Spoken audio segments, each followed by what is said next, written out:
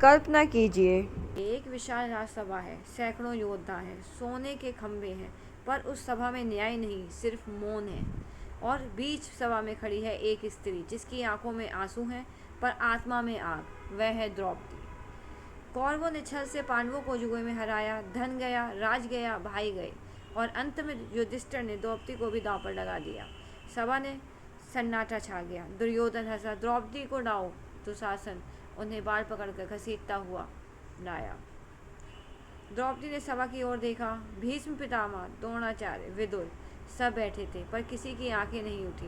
द्रौपदी ने प्रश्न किया, जिससे स्वयं दांव पर हार गया, वह मुझे दांव पर लगा सकता है? कोई उत्तर नहीं। दुशासन ने उनका चीर पकड़ लिया। द्रौपदी ने पहले अपने वस्त्र कसकर पकड़े। उन्होंने सभा से कहा, धर्म कहाँ है, न्याय कहाँ है? कोई आगे नहीं आया। उनकी आंखें भर आईं। वह द्रौपदी थक चुकी थी। उन्होंने दोनों हाथ ऊपर उठाए, आंखें बंद की और कहा, हे कृष्ण, अब मैं खुद को नहीं बचा सकती। अब मेरी लाज आपकी है। यह पहली बार था जब उन्होंने पूरे तरह स्वयं को कृष्ण पर छोड़ दिया। दुशासन वस्त्र खींच रहा था, पर वस्त्र खत्म ही नहीं हो रहे थे। एक के बाद एक, परत दर परत सभा स्तब्ध है। दुशासन थक गया, पसीने से तर, पर वस्त्र बढ़ते हुए गए। दुर्योधन का चेहरा उतर गया।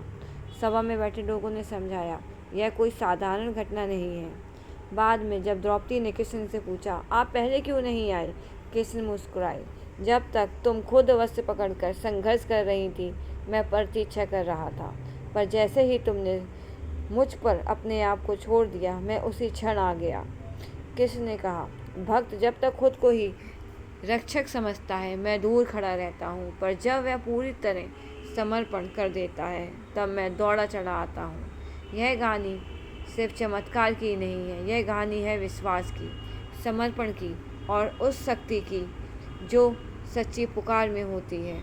यह संसार साथ छोड़ दे, तब भी भगवान साथ नहीं छोड़ता। सच्चा समर्पण चमत्कार पैदा करता है। विश्वास सबसे बड़ी ताकत है। यह कहानी हमें यही सिखाती है।